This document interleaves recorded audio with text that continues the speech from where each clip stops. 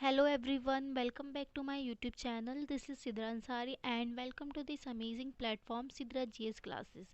तो जैसे कि स्टूडेंट्स हम लोगों ने अपने चैनल पे हमारा जो 9th क्लास की साइंस में हम लोगों का फिज़िक्स का चैप्टर नंबर 1 मोशन चल रहा था। उसके अंदर मैंने बहुत सारी वीडियोस डाल भी दी हैं। ये चैप्टर ऑलमोस्ट ख़त्म ही होने वाला है, तो होपफुली आप लोगों ने वो वाली वीडियोस देख ली होंगी, और अगर नहीं देखी है तो प्लीज़ जाके वो वाली वीडियोस देख लीजिए।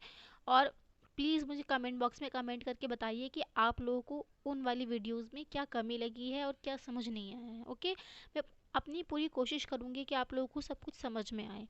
तो स्टूडेंट्स, जैसा कि हमारा अब जो मैंने कहा था कि हमारी जो नेक्स्ट वाली वीडियो आएगी, मैं उसके अंदर मोशन अंडर ग्रेविटी स्टार्ट करवाऊंगी। तो मैं आज लेकर आई हूँ आप सभी लोगों के लिए मोशन अंडर ग्रेविटी। ये जो टॉपिक है ये बहुत ज़्यादा इम्पॉर्टेंट टॉपिक है, तो आप इसको प्लीज़ ध्यान से समझिएगा। जहाँ पर भी आपको समझ ना आए प्लीज़ आप लोग मुझे कमेंट बॉक्स में कमेंट करके बताइएगा कि आपको कहाँ पर समझ में नहीं आया है। तो आइए स्टार्ट करते हैं अपना टॉपिक। वैसे तो ये टॉपिक जो है आप लोग 11th क्लास में एक पूरा चैप्टर है ग्रेविटेशन, उसके अंदर आप लोग पूरा ये टॉपिक पढ़ेंगे, लेकिन थोड़ा बहुत डिस्कस यहाँ पर भी होना चाहिए ताकि आप लोगों को पता होना चाहिए कि हमें 11th क्लास में जाके कैसे पढ़ना है, क्या करना है। तो इसका थोड़ा बहुत डिस्कशन हम लोग 9th क्लास में भी करते हैं, बट जो डिटेल डिस्कशन है वो हम लोग 11th क्लास की केमिस्ट्री फिजिक्स में ग्रेविटेशन चैप्टर में पढ़ेंगे। ठीक है, तो स्टूडेंट्स आइए स्टार्ट करते हैं। मोशन अंडर ग्रेविटी को हम लोग क्या बोलते हैं, हम इसको फ्री फॉल भी बोल सकते हैं। ठीक है, फ्री फॉल। इसको फ्री फॉल क्यों बोला जाता है अब ये भी मैं आप लोगों को बताऊंगी। पहले हम देख लेते हैं कि मोशन अंडर ग्रेविटी होता क्या है। मोशन अंडर ग्रेविटी जो होता है वो होता है हमारा एक तरह का एक्सिलरेटेड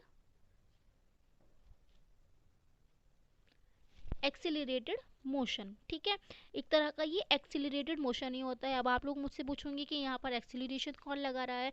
यहाँ पर एक्सिलरेशन जो लगा रही है वो लगा रही है ग्रेविटी।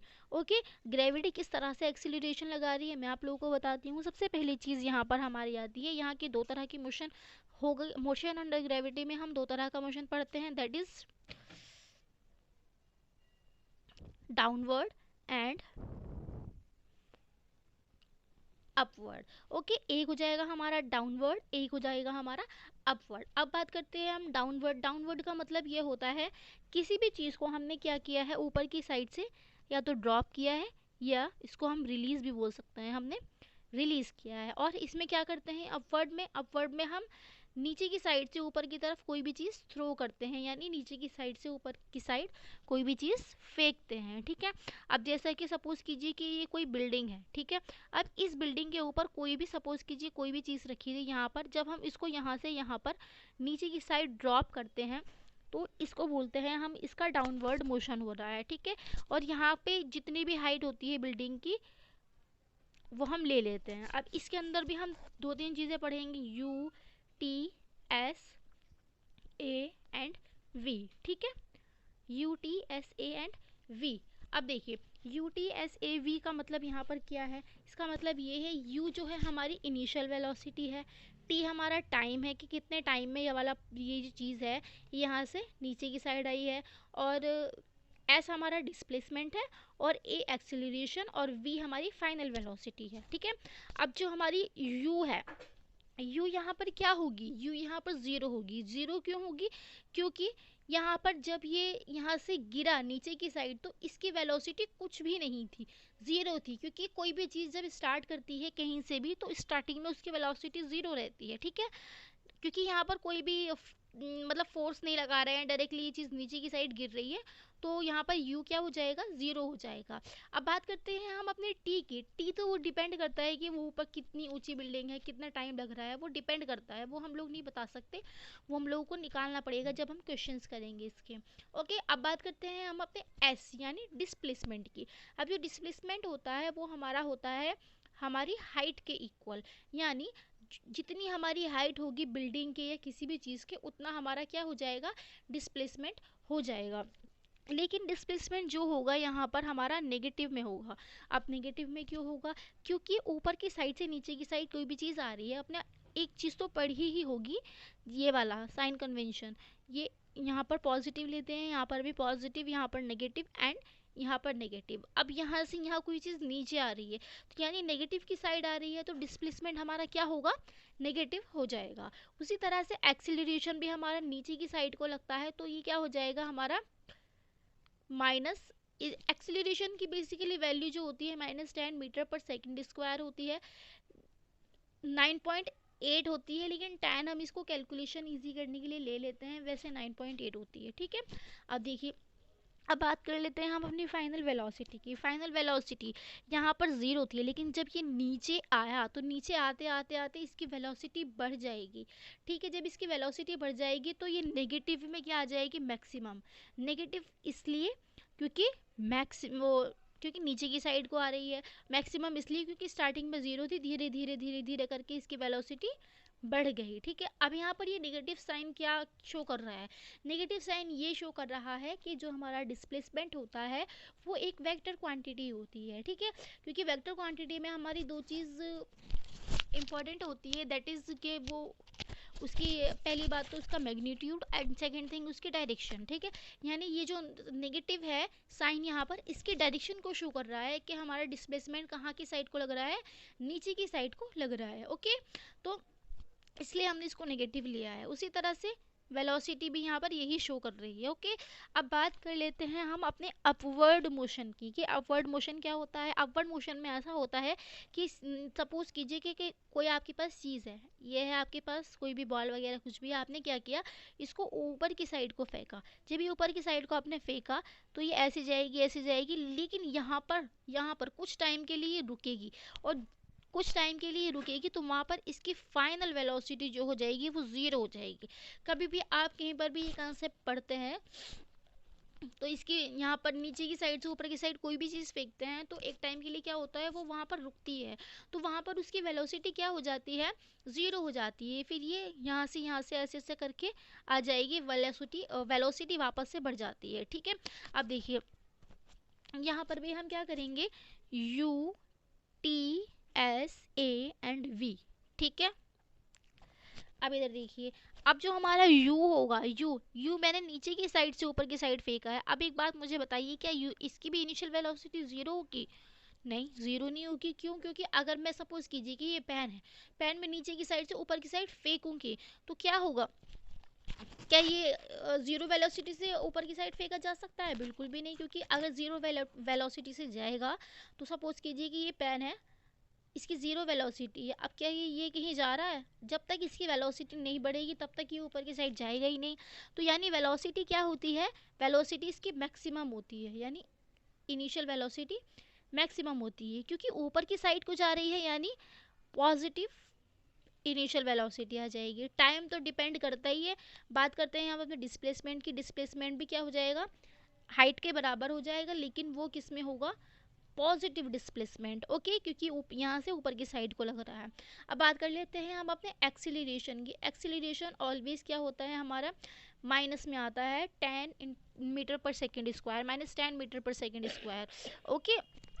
ऐसा क्यों होता है कि एक्सीलरेशन यहाँ पर भी नेगेटिव होता है और यहाँ पर भी नेगेटिव होता है, ऐसा इसलिए होता है क्योंकि जब आप यहाँ से कोई चीज़ फेंकते हैं तो ये वापस से ड्यू टू ग्रेविटी नीचे की साइड आ जाती है, यानी ग्रेविटी की वजह से जो हमारा एक्सेलरेशन होता है वो भी नीचे की साइड को ही लगता है, यहाँ पर भी, ठीक है, और यहाँ पर तो लगता ही है।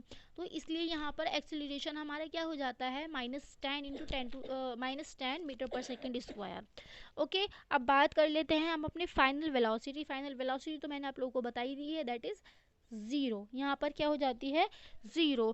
तो आई होप कि ये कंसेप्ट आप लोगों को समझ में आया होगा। अब आप इसका स्क्रीनशॉट ले लीजिए, फिर हम बढ़ेंगे इसकी क्वेश्चंस की तरफ कि इससे रिलेटेड क्या क्या क्वेश्चंस आपके एग्जाम्स में आ सकते हैं, क्या क्या वो पूछ सकते हैं। मतलब वैसे तो दो ही चीज़ें पूछी जाती हैं, बाकी चीज़ें दी जाती हैं, इसलिए आप इसका स्क्रीनशॉट ले लीजिए, फिर हम देखेंगे इसकी questions. Now coming to this question, तो देखते हैं हम लोगों का ये क्वेश्चन क्या है। क्वेश्चन है, a body is dropped from a building of height 120 metres, find the total time of fall and the velocity with which it strikes the ground. मतलब ये है, एक बॉडी को हमने क्या किया है, एक बिल्डिंग से ड्रॉप किया है, बिल्डिंग की हाइट है हमारी 120 मीटर्स, तो हमें क्या निकालना है, टोटल टाइम ऑफ फॉल निकालना है और उसकी वेलोसिटी निकालनी है कि वो कितनी देर में ग्राउंड को स्ट्राइक करेगी, ठीक है। अब इधर देखिए, एक बिल्डिंग है ये, सपोज कीजिए दिस इज द बिल्डिंग। इसकी जो हाइट है वो है हमारी 120 मीटर्स।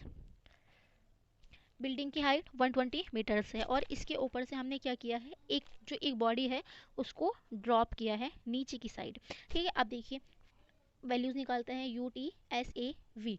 ठीक है, अब जो हमारी यू की वैल्यू है, यू की वैल्यू हो जाएगी हमारी जीरो में, जैसा कि मैंने आप लोगों को बताया भी था कि यहाँ पर अगर कोई चीज़ रखी है और नीचे की साइड को ड्रॉप कर रही है तो उसकी वैल्यू क्या हो जाती है, उसकी वैल्यू जीरो हो जाती है। ठीक है, अब बात करते हैं हम अपने टाइम की। तो टाइम क्या है, हमसे पूछा गया है टोटल टाइम ऑफ फॉल। ठीक है, तो टोटल टाइम ऑफ फॉल हमें निकालना है। डिस्प्लेसमेंट में हमारा 120 मीटर, 120 मीटर लेकिन माइनस में, जैसे कि मैंने बताया था आप लोगों को माइनस में। ओके, अब बात करते हैं एक्सीलरेशन। एक्सीलरेशन होता है -10 मीटर पर सेकंड स्क्वायर। ठीक है, और वेलोसिटी, फाइनल वेलोसिटी जब ये ग्राउंड से टकराएगी ये हमें क्या करनी है, फाइंड आउट करनी है। तो इसको सॉल्व करते हैं हमारी equation, second equation of motion से, जो कि मैंने अपनी लास्ट वीडियो में आप लोगों को पढ़ाई थी। तीन इक्वेशन ऑफ मोशन पढ़ाई थी।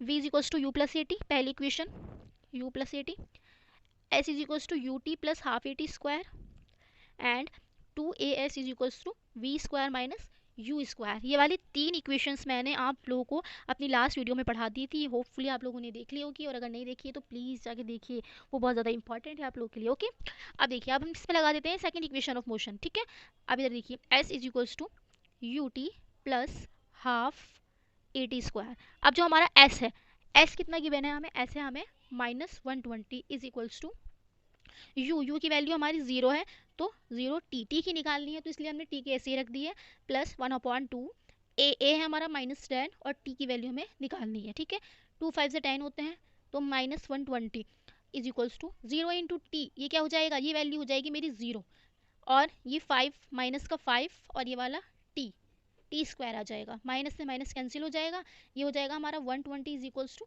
5 T square, then T square is equals to 120 upon 5। T square की वैल्यू कितनी आ जाएगी, 24। टी स्क्वायर की वैल्यू हमारी 24 आ गई। अब इधर देखिए, अब क्या होगा, अगर हमें इसका स्क्वायर हटाना है तो इस पर रूट लगाना पड़ेगा। ठीक है, तो इसको हम 24 को हम ऐसे भी तो लिख सकते हैं, 2 इंटू 2 इंटू 2 इंटू 3, यानी 2 2 ज़ा 4, 4 2 ज़ा 8, 8 3 ज़ा 24। इसको हम ऐसे भी लिख सकते हैं। ठीक है, पहले ये देख लीजिए कि हम इसको किस तरह से लिख सकते हैं। इसको हम इस तरह से लिख सकते हैं, ये इसको इस वाले 2 को बाहर निकाल सकते हैं, यानी टी इज इक्वल्स टू 2 को बाहर निकाल लिया और अंडर रूट 2 इंटू 3, यानी T is equals to 2√6। T की वैल्यू हमारी क्या आ गई, 2√6। ठीक है, आई होप कि समझ में आया होगा बहुत अच्छे से। अब हमारी जो टी की वैल्यू हमने निकाल दी है, टोटल टाइम ऑफ फॉल ही निकाल लिया है। अब बात कर लेते हैं हम अपनी वेलोसिटी की। वेलोसिटी हम लोग कैसे निकालेंगे, फाइनल वेलोसिटी निकालनी है, तो आइए देखते हैं। वेलोसिटी निकालने के लिए हम अपनी equation number 1 that is v is equals to u plus a t का यूज़ करेंगे। तो v is equals to u कितना था, 0, प्लस ए था -10, और t की जो वैल्यू आई थी हमारी 2√6 आई थी।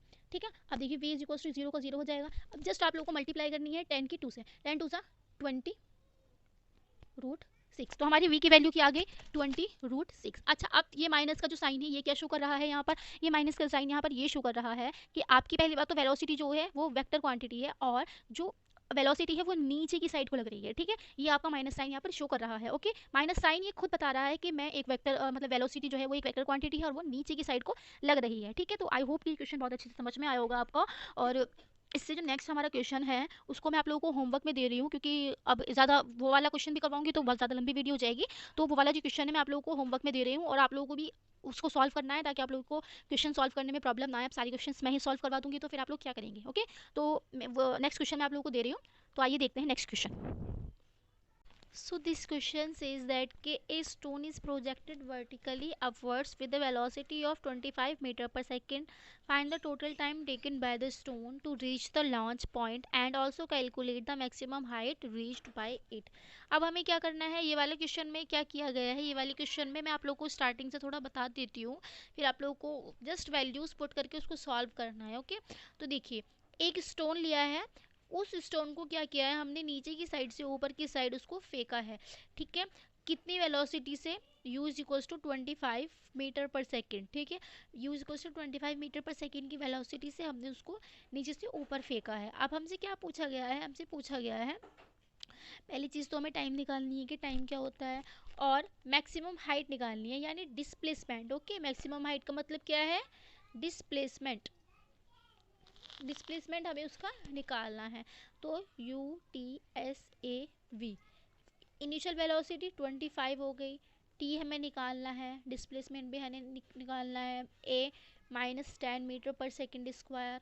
और वी जब ये ऊपर की साइड जाती है तो यहाँ पर इसकी वी क्या हो जाती है, ज़ीरो हो जाती है, तो इसको हम ज़ीरो मान लेते हैं। तो इसमें जस्ट आप लोगों को फर्स्ट इक्वेशन लगानी है, पहले v is equals to u plus a t, ठीक है। इसे t is equals to v minus u divided by A.